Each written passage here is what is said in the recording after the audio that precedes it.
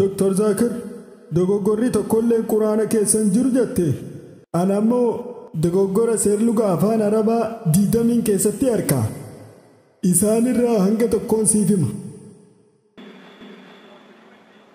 إن الذين آمنوا والذين هادوا والصابئون سورة البقرة في حج خيستي كنجي إن الذين آمنوا والذين هادوا والصابئين كم تسرد الصابئون مو الصابئين تنتكفى لما فان سورة طه آية جاتم سدي خيستي إن هذان لساحران جي دكوغر إن هذين لساحران كان إبسو دندسا كان مالس دكوغر هدو تجرى obboleessi gaafii bareedduu gaafate qabxiilee tanarraa nama isa daran dubbatu ta'uun fedha qabxiilee seer lugaa diidamman inni dubbate hundarrattuu waliif hin gala kitaabni kun Abdul Faadiiti akkasiimi quraanni dogongora irraa qulqulluudha eekas wayin harkaa alhamdulillah agartuun tiyya gaarii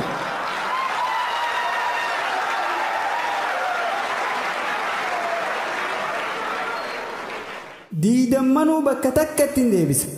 sababni kitaaba dubbiseetiin jira diidammanuun hin deebisa inshaallah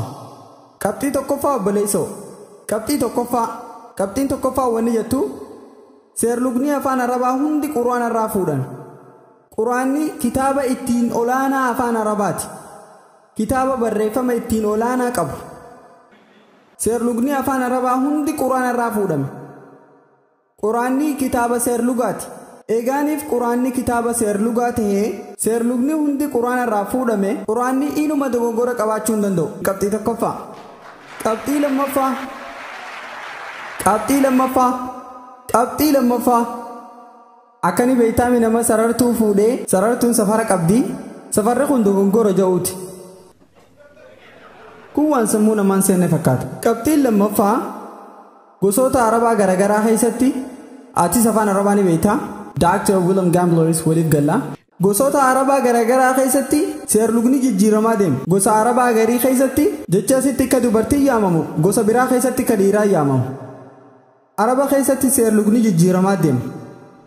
hatta saalillee jijjiiramaa deema duuba quraana seerluga dogongoraa sanii sirreessitaa lakkii kana malee maas dandeettiin haasawa quraanaa hedduu olaanaadha hundarraahuu oli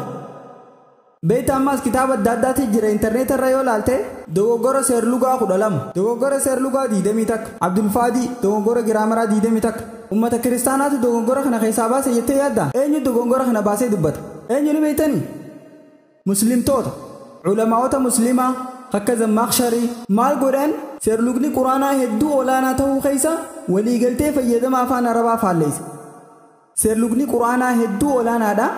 olaanaa ta'uu isaa mirkaneessuuf fakkeenya hanga tokkoon sinii kanna hagaafii diidamman kanaa deebisu fakkeenyi isaan kannan hoggaa quraana qaraatu maal ja'a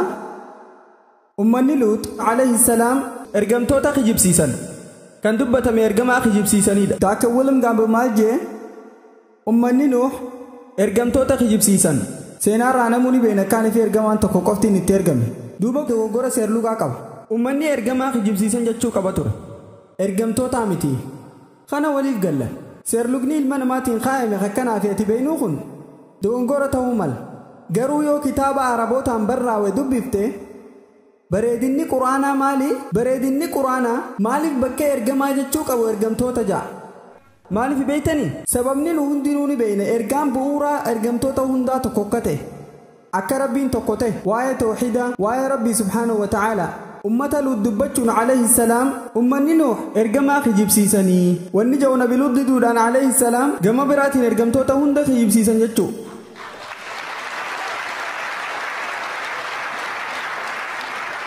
bareedummina laali dandeettii haasawa isaa laali alhamdulillah dogoggora sa'uu dandeessa kun dogongoraa miti haaluma kana fakkaatuun namoonni kaa'anuur shoorz maljaan quraanni kun fayakun tahini ta'aa ja'a kun fakkaana tahii ta'ee ta'uu qaba waliif galla wanni dabre afaan arabaatti kun fakkaana kun fayakuunii miti garuu kun fayakuun kanaatu irra caala wanni ja'u rabbiin tahee tahame godhuu danda'a ka dabre hammaatiif hin mallee ka fuuldura